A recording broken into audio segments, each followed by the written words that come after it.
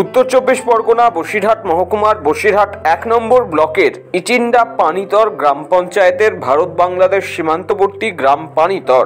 আর এই গ্রামের পাশ দিয়ে বয়ে গিয়েছে ইছামতি নদী। এই পানিতর গ্রামে বিভূতিভূষণ বন্দ্যোপাধ্যায়ের প্রথম স্ত্রী গৌরী দেবীর বাড়ি, যে বাড়িতে বসেছিল সাহিত্যিকের বিয়ের আসর এবং বকুল বাসর। সাহিত্যিক নিজের জীবনের বেশিরভাগ সময়টা কাটিয়েছেন ওই গ্রামে। আর সীমান্তের ওই পাড়ে রয়েছে বাংলাদেশের সাতক্ষীরা জেলা। এই ইছামতি নদীর তীরে বসে লিখেছিলেন একাধিক উপন্যাস। বাড়ির ঠিক পাশে রয়েছে একটি বকুল গাছ। সেই গাছের তলে বসে তিনি লিখেছিলেন বকুল বাসর থেকে শুরু করে ইছামতি ও আদর্শ হিন্দু হোটেল সহ একাধিক উপন্যাস, যা পড়ে মুগ্ধ হয়েছিল গোটা ভারত তথা সারা বিশ্ব। আজও মাথা উঁচু করে দাঁড়িয়ে রয়েছে সেই বকুল গাছ। সঙ্গে রয়েছে একাধিক নামকরণ ভবন, লাইব্রেরি, স্কুল, ধুনির ঘর ও দুর্গা মণ্ডপ সহ রয়েছে প্রচুর প্রাচীন ঐতিহ্য, যা আজও বইপ্রেমীদের মননে বহন করে চলেছে। সেই বিভূতিভূষণ বন্দ্যোপাধ্যায়ের শ্বশুরবাড়ির উত্তরসূরিরা ভবনটি সংস্কার করার জন্য রাজ্য সরকারের হেরিটেজ বিভাগের দ্বারস্থ হন। সমস্ত দলিলপত্র তুলে দেন সরকারের হাতে। তার স্মৃতি বাঁচিয়ে রাখতে ও এই প্রজন্মের কাছে তাকে তুলে ধরতে এবং পর্যটক কেন্দ্রের পাশাপাশি সীমান্ত গ্রামকে বিশ্বের কাছে তুলে ধরতে অর্থ বরাদ্দ করা হয়। সেই অর্থের বেশ কিছুটা সংস্কার ও কয়েকটি বছর ধুমধাম করে তার জন্মদিন থেকে শুরু করে একাধিক অনুষ্ঠান পালন করা হতো ওই গ্রামে। তারপর আস্তে আস্তে যে জায়গায় ছিল তার থেকেও ভয়ানক পরিস্থিতি বর্তমানে। ওই গ্রামের বাসিন্দারা চাইছেন ওই বাড়িটি যত দ্রুত সম্ভব সংস্কার করা হোক এবং গ্রামের ঐতিহ্যকে আবারও তুলে ধরা হোক। গ্রামের বৃদ্ধ বাসিন্দারা দুঃখের সঙ্গে জানাচ্ছেন, বেশ কিছুদিন ওই বাড়িতে দেশের বিভিন্ন প্রান্ত থেকে পর্যটকরা আসতো, তারপর আস্তে আস্তে সবটাই বন্ধ হয়ে গেল। তবে বর্তমানে বাড়িতে সন্ধ্যা নামলে কিছু অচেনা মানুষের জমায়েত হয় সেখানে। সরকারের কোনো পরিকল্পনা নেই। উনি যে একটা সাহিত্যিক, তার যে সাহিত্যকে বাঁচিয়ে রাখার যে পরিকল্পনা তার নেই। সরকার তার স্থিতি রাখার জন্য বহু চেষ্টা করেছে, টাকাও স্যাংশন করেছে, কিন্তু সমস্ত টাকা সব অপচয় হয়ে গেছে, যার জন্য এখন সে ভগ্ন অবস্থায় সেভাবে পড়ে আছে। দশা সেটা কি করে বলুন দেখি।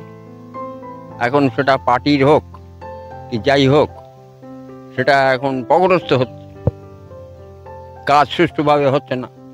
এখন বাংলাদেশের থেকে হোক, এদিক থেকে হোক, কিছু দুষ্কৃতিকারী এসে এখানে বিভিন্ন রকম আগ্রা করে, নেশা ভান করে, যার জন্যে ওখানে এখন একটা পরিবেশটা বাজে হয়ে গেছে। আমরা চাইছি যে তার ঐতিহ্যটাকে বজায় রাখুক। অনুষ্ঠানগুলো বন্ধ হয়েছে, লাইব্রেরিটাও বন্ধ হয়ে গেছে দীর্ঘদিন। লাইব্রেরিটা বিভূতিভূষণ বন্দ্যোপাধ্যায়ের নামে যে লাইব্রেরি, সেটাও দীর্ঘদিন বন্ধ হয়ে পড়ে আছে। হ্যাঁ আছে, এখনো আছে। এখানে বসে লিখতেন, ওই ওনার লেখা উর্মিমুখর একটা বই উনি লিখেছিলেন এখানে বসে। আমরা চাই যে ভালোভাবে আগের মতো সুন্দরভাবে চলুক, মানুষ আসা যাওয়া করুক, অনুষ্ঠান হোক, বিভিন্ন লাইব্রেরিটা চলুক, এটাই চাই। বিভূতিভূষণ বন্দ্যোপাধ্যায়ের আত্মীয় বঙ্কিম মুখার্জি বলেন, প্রথম দিকে বেশ কিছু অর্থ বরাদ্দ হওয়ার পর সংস্কারের কাজ হয়েছিল, তবে সম্পূর্ণ হয়নি। তবে অর্থ তছরূপ হয়েছে এটা তিনি বুঝতে পারছেন। তিনি চাইছেন বাড়িটি পুনরায় সংস্কার করা হোক। ওই বাড়িটাকে আমরা, যেহেতু আমার পিসমশাই এবং ওই বাড়িতে ওনার যাতায়াত থাকা এবং বাসর ঘর, ওই বাড়ির তিনতলায় দেখবেন একটা ছোট্ট ঘর আছে, বাসর ঘর।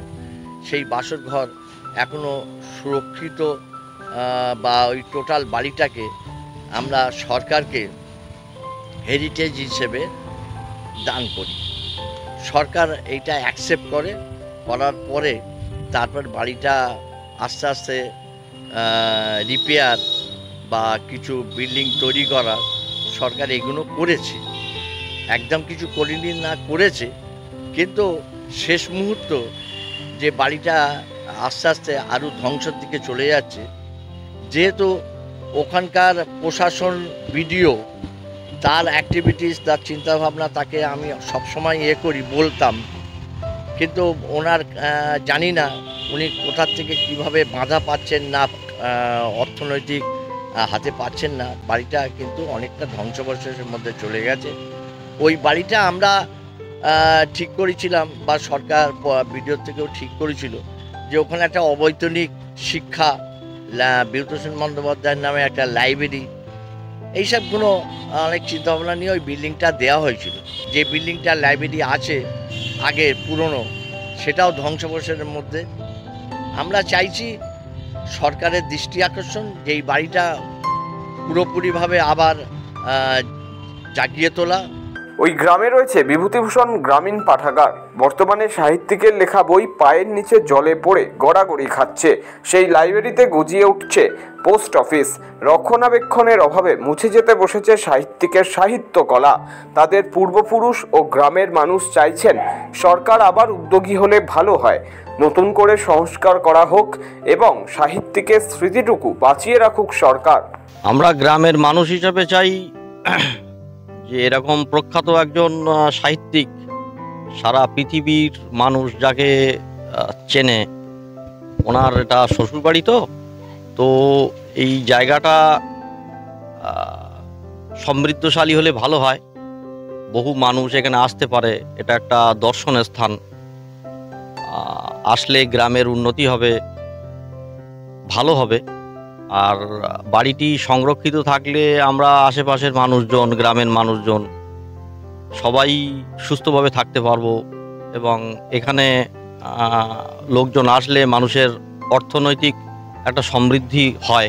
পাশেই পোস্ট অফিস, তো লাইব্রেরি তো পুরোপুরি বন্ধ হয়ে গেছে, তো এখানে পোস্ট অফিসেরই কাজ হচ্ছে। লাইব্রেরি কতদিন ধরে ঠিক বলতে পারবো, এক্স্যাক্ট বলতে পারবো না, তবে মোটামুটি 2023। এদিকে বিষয়টি নিয়ে বসিরহাট 1 নম্বর ব্লকের সমষ্টি উন্নয়ন আধিকারিক গোপাল ব্যানার্জিকে জানানো হলে তিনি বলেন, 2020-21 আর্থিক বর্ষে 30 লক্ষ টাকা বরাদ্দ হয়েছিল, তার মধ্যে 27 লক্ষ টাকার কাজ হয়েছে। জেলা প্রশাসনের কাছে বিষয়টি জানানো হয়েছে। অর্থ বরাদ্দ হলে ফের সংস্কারের কাজ শুরু হবে। এটা আমি শুনেছি, কিছু টাকা এসেছিল, এক্সাক্ট অ্যামাউন্ট আমার খোঁজ নিয়ে বলতে হবে। কিছু কাজ হয়েছিল, এটা আমাকে ভালোভাবে খতিয়ে দেখে বলতে হবে। এটা আমার আসার আগে, অনেক আগেই আনা হয়েছে, খুব সম্ভবত মনে 19-20 বা 20-21 এসেছিল টাকা। আমি একটা প্রপোজাল পাঠিয়েছি, যেহেতু এটা হেরিটেজের তকমা পেয়েছে, এটা খুব সম্ভবত জেলা মাধ্যম হয়ে ট্যুরিজম ডিপার্টমেন্টে গিয়েছে। এখন আমরা we are waiting for fund, এলে কাজ হবে। সাহিত্যিকের স্মৃতি বিজড়িত বাড়িটি ফের সংস্কারের দাবি জানিয়েছেন এলাকাবাসী ও তার আত্মীয়রা। প্রশাসনের তরফেও ইতিবাচক আশ্বাস দেওয়া হয়েছে।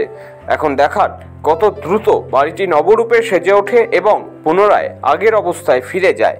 হাসানুজ্জামানের রিপোর্ট, সময় কলকাতা।